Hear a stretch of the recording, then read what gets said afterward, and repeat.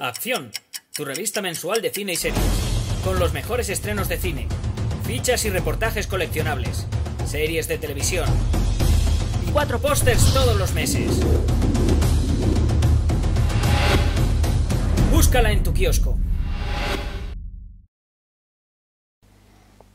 Hola, muy buenas amigos, amigas, seguidores, seguidoras del canal Acción Cine en YouTube. Aquí estamos otra vez, Jaime Vicente Echagüe, esta vez para hablar de un ratito de esta película que se acaba de estrenar hace 2 días, dirigida por Ridley Scott, con Joaquin Phoenix, Vanessa Kirby, Rupert Everett, entre otros.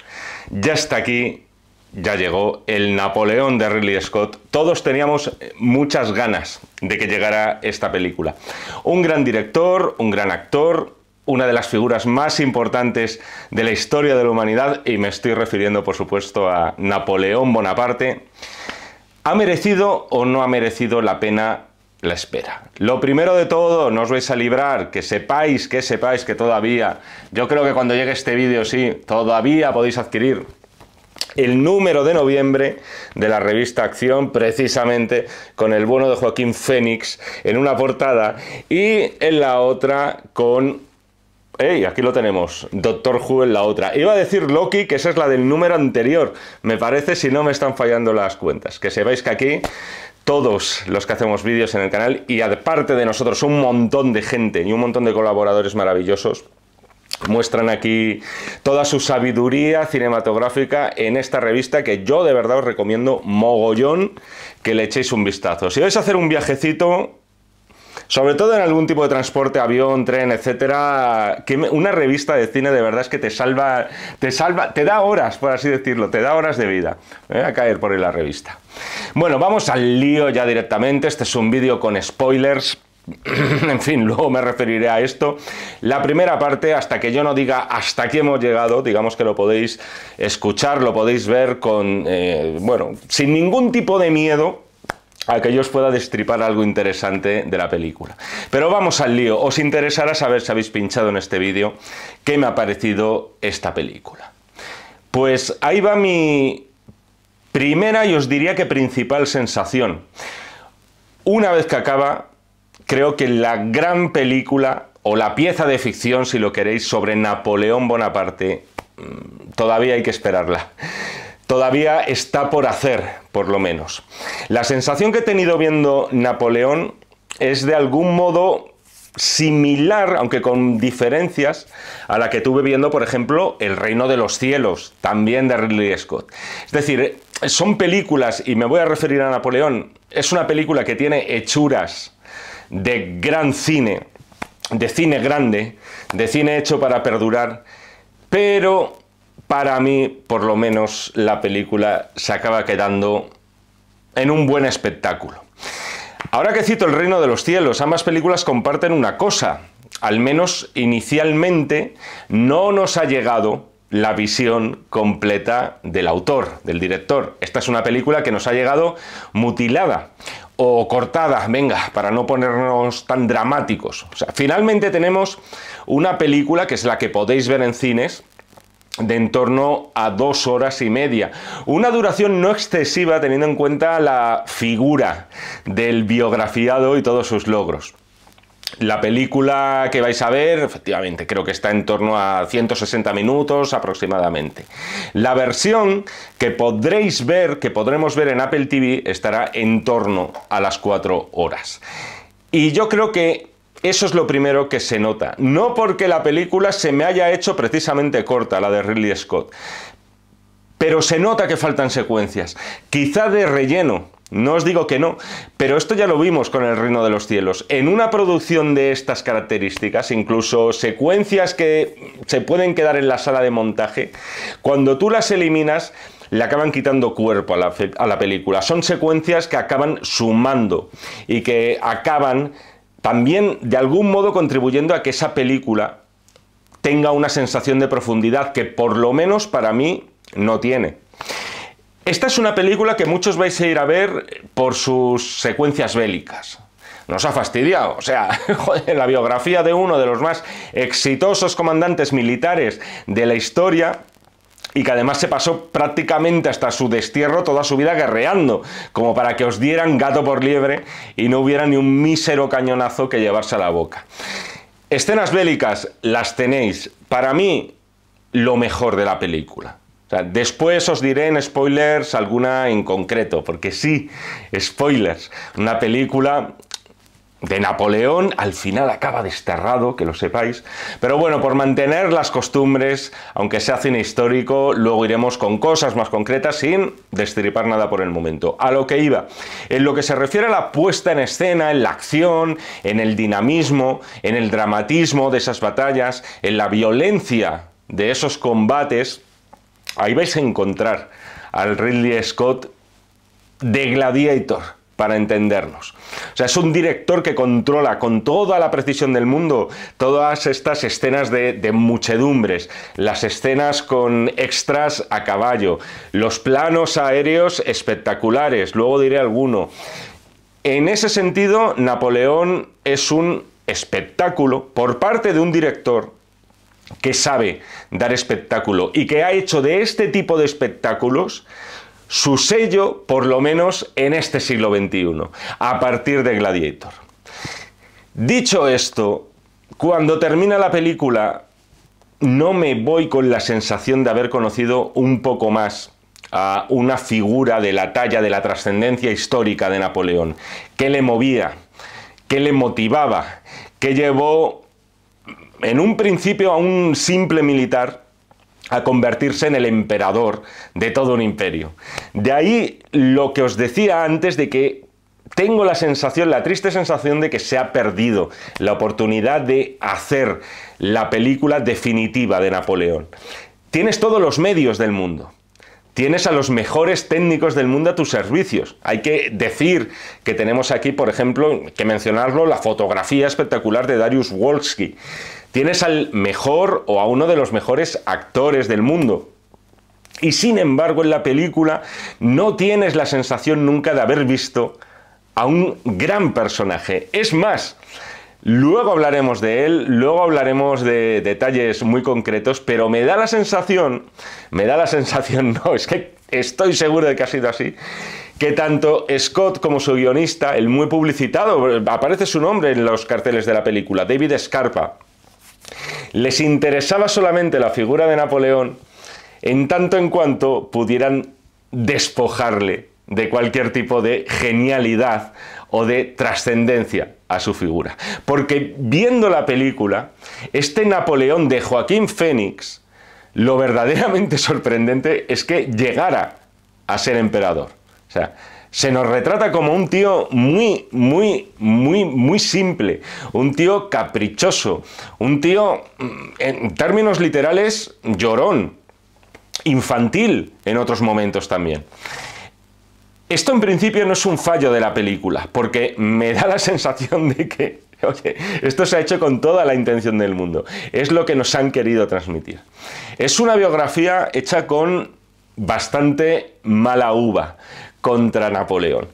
Y no seré yo, desde este altavoz de Acción Cine, donde yo critique eso. Es decir, teniendo en cuenta que en mi ciudad, en Madrid, en la Comunidad Autónoma de Madrid, para los que sois de las Américas, para todo ese público que ni lo sabéis ni os interesa el tema de cómo está administrada el Estado, en este caso, la comunidad, la región de Madrid, aquí lo que celebramos, el día regional, la fiesta regional, es el 2 de mayo, día del levantamiento contra las tropas napoleónicas de ocupación.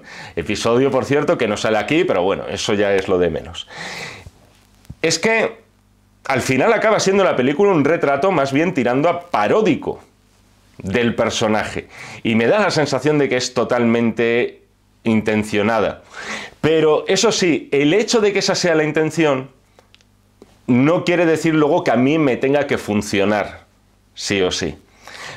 Cuesta tomarse en serio a este compañero de viaje que es ni más ni menos que Napoleón Bonaparte o el Napoleón de Joaquín Phoenix.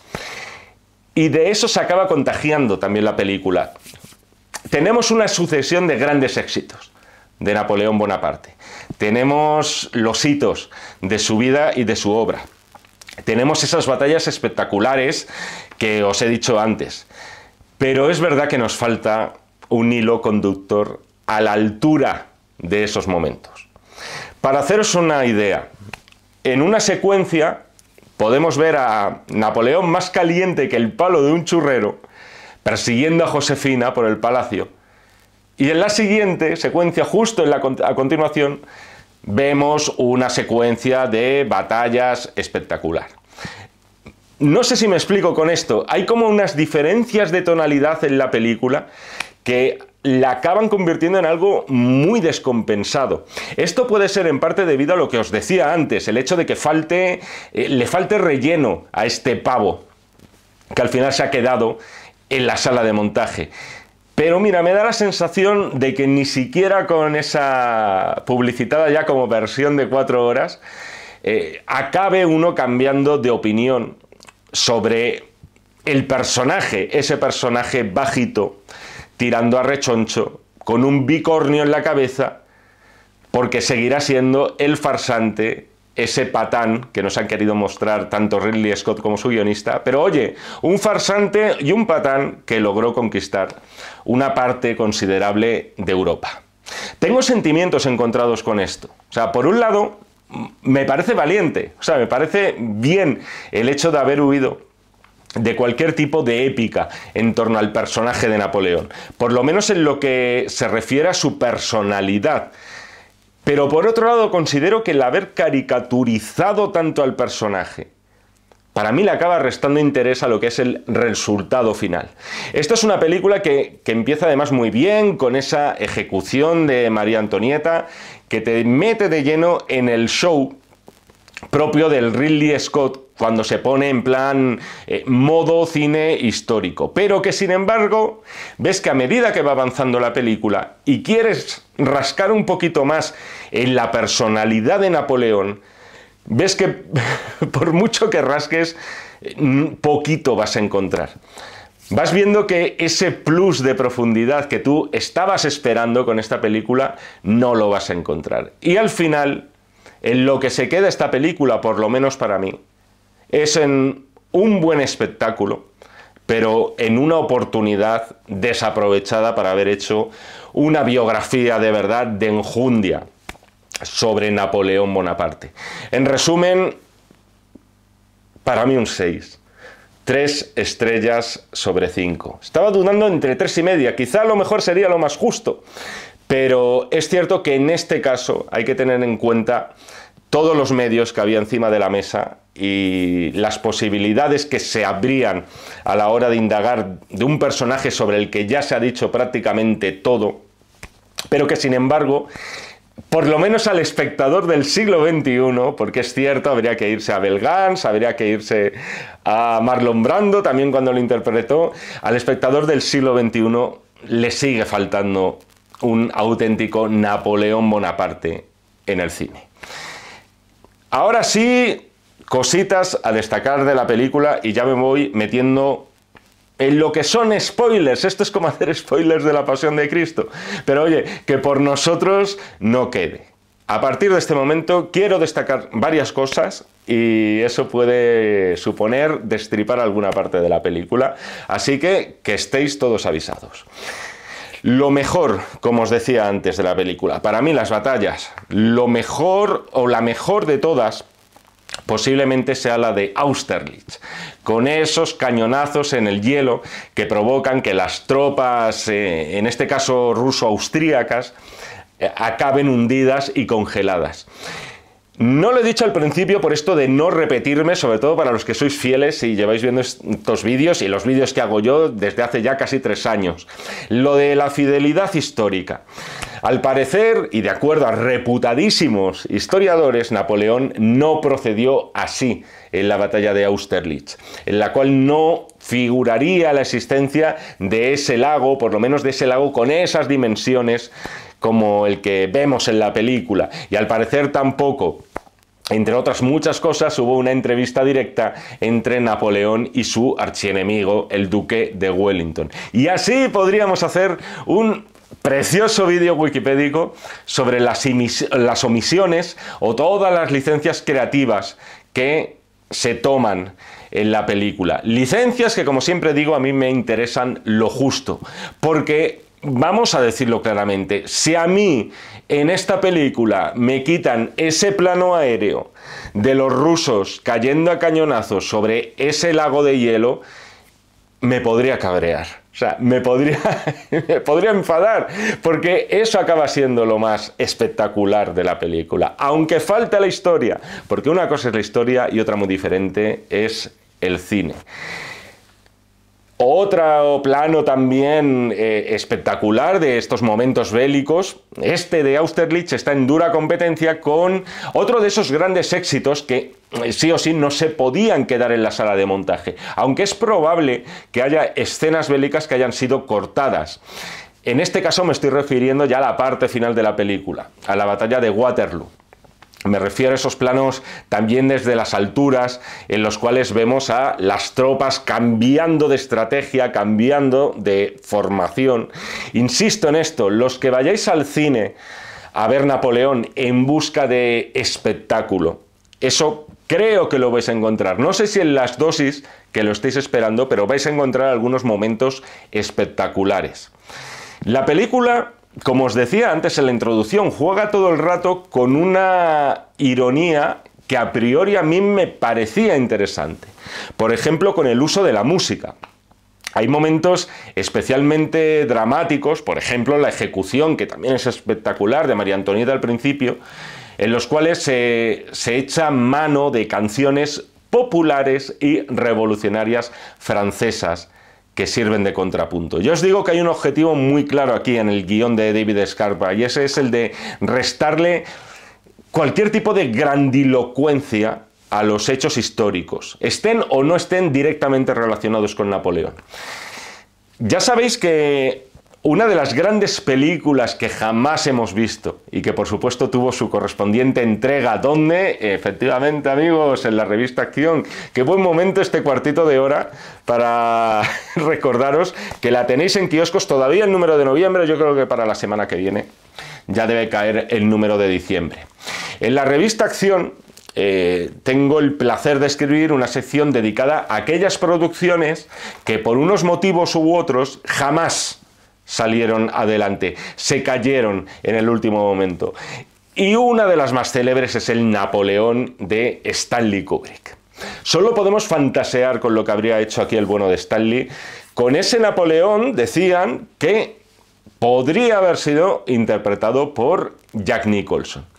Pero sí que veo en esta película de Ridley Scott homenajes a Kubrick. Veo, por ejemplo, homenajes a Barry Lyndon en el uso de la iluminación natural a la luz de las velas, por ejemplo. Esto lo vemos en momentos de la película muy concretos, sobre todo en el cortejo, por así decirlo, inicial de Napoleón hacia Josefina.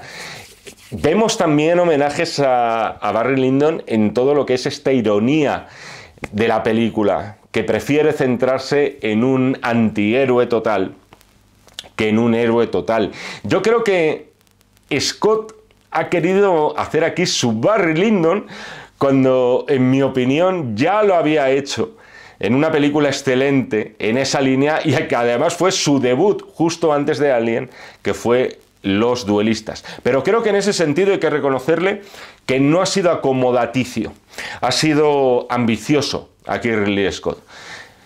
Pero claro, al lío, Napoleón y Josefina. Está claro que la figura de Josefina no se quedó en una mera comparsa ni en un florero del emperador. Y me estoy refiriendo a la figura histórica. Realmente tenía ascendente sobre Napoleón. Y al parecer Napoleón realmente estaba enamorado de Josefina, de la cual se divorció debido a que no le procuraba descendencia, tal como vemos en la película. Ridley Scott y su guión se sirven de ese influjo de Josefina sobre Napoleón para de algún modo reducir al personaje, empequeñecerlo aún más y convertirlo en alguien que de algún modo acaba sometido. Hay alguna secuencia que a mí no me acaba de funcionar. Lo del palo del churrero que os decía antes. Está, por ejemplo, esa en la que Josefina está con sus sirvientas ahí, con su séquito en su dormitorio, y de repente se planta ahí Napoleón y empieza a hacer ruiditos como de niño pequeño, en plan, desde que amanece apetece. Cosas así por el estilo. Para mí la película falla a la hora de explicarte la evolución del personaje. Porque yo entiendo que en este caso sí que debe haber una evolución. Hablamos de alguien que en un periodo meteórico pasó de militar a emperador. O sea, por supuesto en la película no falta la secuencia de la autocoronación, otro de los grandes éxitos. Al final, por lo menos, te sirve para hacerte la película en ese sentido. O sea, tiene su utilidad histórica de que ves los momentos álgidos de la carrera de Napoleón, pero claro, nada que no supiéramos. Me ha gustado en todo caso, y aquí sí que quiero alabar el gusto por el detalle de Ridley Scott, me ha gustado mucho ese detalle de mostrar a un pintor en el lado derecho del altar, del escenario, y que bien podría haber sido Jacques-Louis David, porque su famoso cuadro de la coronación está tomado también desde esa misma perspectiva. El hecho de los lazos rojos que lucen, por ejemplo, algunas de las mujeres supervivientes de la revolución en el cuello, simbolizando a los guillotinados. La película está llena de detalles que dices, son kubrickianos en ese sentido, son muy propios de una peli como Barry Lyndon.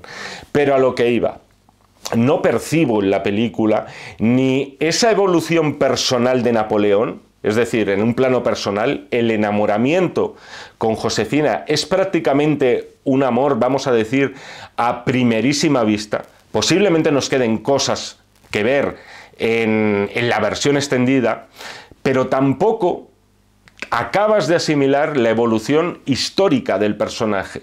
En un momento dado, hay alguien en la película que le dice a Napoleón, bueno, es que eres el hombre más poderoso de Europa. Y en ese momento te dices, ya lo es. O sea, me faltan pasos intermedios, faltan escalones. Napoleón asciende, es verdad que con un poco de carambola. O sea, pero la creación de un imperio, yo creo que no se explica solo con carambolas. O sea, he hecho en falta esa complejidad. He hecho en falta el genio militar, que entiendo que era, porque a día de hoy se sigue estudiando en academias. He hecho en falta muchos más matices en el personaje. Y esto me lleva a la siguiente duda.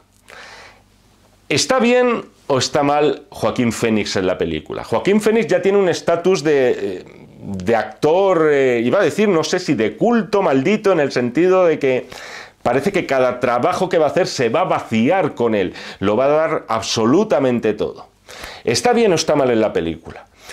Si la intención, como creo que era por parte de Scott y su guionista, era mostrarnos a alguien gris, a alguien pétreo, por fuera, pero a su vez muy inseguro por dentro, creo que Joaquín Phoenix está perfecto. O sea, lo que ya sería objeto de debate es si este Napoleón gris, infantil, caprichoso, era el Napoleón que esperábamos ver, o el Napoleón que verdaderamente nos apetecía ver. Hay un detalle al hilo de esto, justo al final de la película, que viene con los primeros créditos que vemos en pantalla. Se hace referencia a todos los muertos, millones de muertos que dejaron las guerras napoleónicas. Creo que esta es la prueba definitiva. En plan, no hay más preguntas, señoría, de Ridley Scott, de las intenciones de Ridley con esta película. Pese a las grandiosas secuencias de batalla, pese a los 200 millones de euros, de dólares, perdón, de presupuesto, pese a tener a uno de los mejores actores del mundo, Napoleón, lo siento, amigos franceses, si es que hay alguno que me está viendo, no va a ser el bueno de esta película. Porque al final, esas cifras, en plan de diciendo, mira lo que provocó todo esto, el chalao este, esas cifras son solamente ya el palito final, el pellizquito de monja final. el epílogo de lo que para mí yo acabo asimilando como una enorme y carísima sátira sobre Napoleón Bonaparte. Quizá no la que esperábamos ver, quizá tampoco la que necesitábamos ver, pero este es el Napoleón que nos ha llegado. Y si había alguna duda, el británico Ridley Scott es más del Duque de Wellington que de Napoleón. Y aquí, y hasta aquí, este vídeo, iba a decir express, pero bueno, 25 minutazos, no está nada mal. Espero que os haya gustado, espero que vayáis a ver la película, espero que una vez que la hayáis visto me digáis qué os ha parecido, si estáis de acuerdo, si no estáis de acuerdo, si le habéis puesto más notas, si le habéis puesto menos. Yo siempre soy una persona muy influenciable, soy como una esponja del cine y acabo asimilando incluso teorías que no son mías, soy así de cara dura. Pero eso, por ejemplo, también me vale para las críticas a la carta, las cuales seguimos, o yo por lo menos sigo haciendo aquí en el canal. Siempre lo preguntáis, las instrucciones, ¿de verdad que las instrucciones no están un poquito más abajo de esta pantalla para pedir las críticas a la carta? Decídmelo, y si hay que hablar con alguien, se habla. Un poquito más arriba.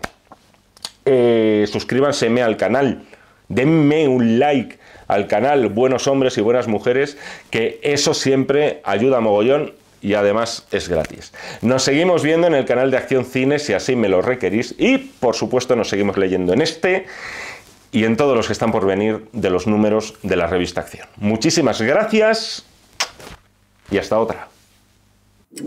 Acción, tu revista mensual de cine y series, con los mejores estrenos de cine, fichas y reportajes coleccionables, series de televisión y 4 pósters todos los meses. Búscala en tu kiosco.